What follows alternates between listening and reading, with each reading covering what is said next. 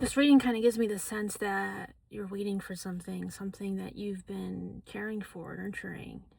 And it's like you're wanting to see the results. You're wanting to see your bud to come out, your little seed to start sprouting. So let's go ahead and get into it and take a deep breath together. And I just ask that we're grounded, present, and open to receive messages. So what is this? What are you waiting for right now? We've got 3 cards, and I feel like they really want to talk. We got, more than that. The Lovers, King of Wands, Ten of Swords, Ace of Wands, and 7 of Swords. It's interesting to see heavy swords energy and also all this passion. You've invested in yourself, in what you want, and you know that just because something is tough, something is mentally kind of exhausting, it's understanding the difference between what is like arguing and what is having a disagreement. What does it mean when you're constantly in a state of trying to defend yourself or walking on eggshells, or you're able to confront something? Are you able to confront something passionately, clearly, with all your confidence, and know that this has to be addressed?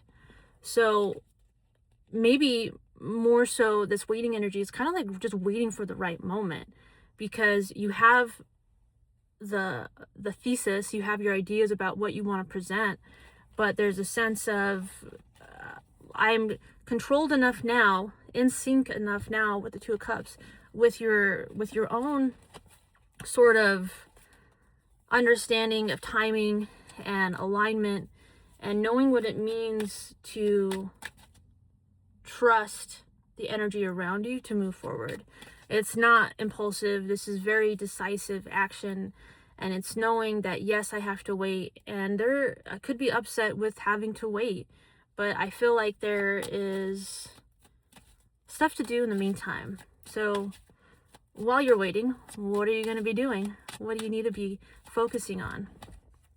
5 of Swords, Hierophant, Hangman. See, there is a lot of heavy swords energy combating a lot of these major arcana cards. When we go through deep transformations, like you could be, like it's showing you are right now, the doubt sets in, past experiences where you've maybe abandoned yourself or felt abandoned, understanding that there's conflict and things aren't the same is just evaluating your structures, your dynamics, the things that you're devoted to, the things that you believe deserve attention, justice, what values you want to bring in and embody while you're in this kind of purposely stuck energy. You don't want to express too much. You don't want to give away what you're thinking, because there is a sense of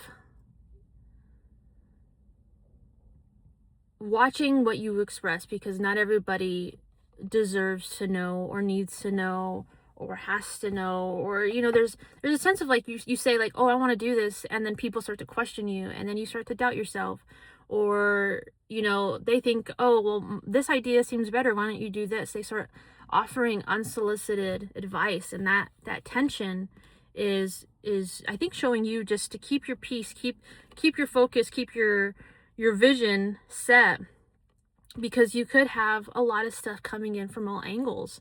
And I think as you are in this waiting period, keeping yourself clear and clean from other energies, other ideas, things that are coming in, even if it's just walking down the road, the people that have something to offer you, energy exchanges, it's how can you remove that and keep yourself standing confident and strong, back to that King of Wands energy and that Lover's energy that's showing that you're in alignment And I think as we are moving through Gemini and Aries placements in our outer planets, we're all kind of going through this collective individualism where we want to connect and we want to see our communities, and we're seeing like the different ways that maybe certain things with technology or how innovation is coming about, but it's also, how do I use this for myself? How do I keep this for me so that in a sense it can better serve a collective in the bigger picture? But a lot of the focus is on ourselves right now. So kind of a lot going on, kind of a deep message. Let's go ahead and close it out.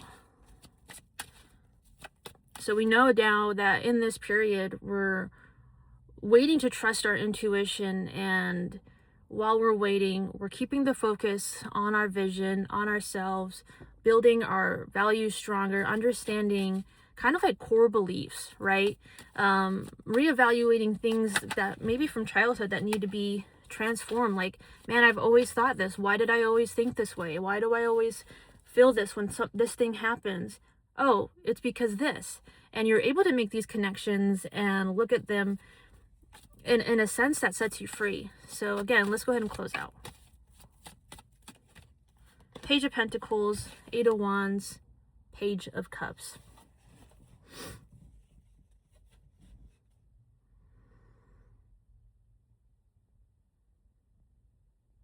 Trust the new emotions and the newness that's coming with you. We're moving out of, in this hemisphere, right, out of winter, and some parts of the country are experiencing it heavier than other parts of the world, and some feel like, hey, we're not even in winter, but it feels bright, new. This is a change that you're going to be seeing over the seasons, and I think throughout the year, you know, I'm kind of being reminded too, as we with the year of the fire horse, right? There's all this passion and chaos that can be used constructively. You know, it's like a controlled burn when you have a forest and you're trying to mitigate potential forest fires in the future. You do controlled burns. You grow up in the prairies. They control things. They can control fire. It's knowing how to control this intense energy and going back to your roots with this page, these two pages, Pages of Pentacles, Page of Cups, going back to the things that bring up that spark, that keep it young, keep it fresh, keep it in a sense that there's still so much to learn. This is going through a process where you really feel like a child again, because not only are you able to feed and nurture this inner child of you that maybe you ignored, or you don't quite understand why you have certain needs or reactions in certain situations, and it's like you're able to just really look deeply at yourself, know where these things came from, and know how you can keep the childlike aspect, the wonder, the mystery, the playfulness, but also the maturity and the wisdom that comes along with the ways that you've been hurt, the ways that you've had to learn. And let's see what's at the bottom of the deck. Six of Swords. For smoother communication, right? Because there was so much heavy swords energy in the beginning of this reading. 10 of Swords, 7 of Swords, 5 of Swords, all of those pointing to conflict, all of those things pointing to abandonment. And you're really moving through it in the ways that you can help yourself be calmer and more centered and trusting why you have the values and boundaries that you do now in place. All right? Much love.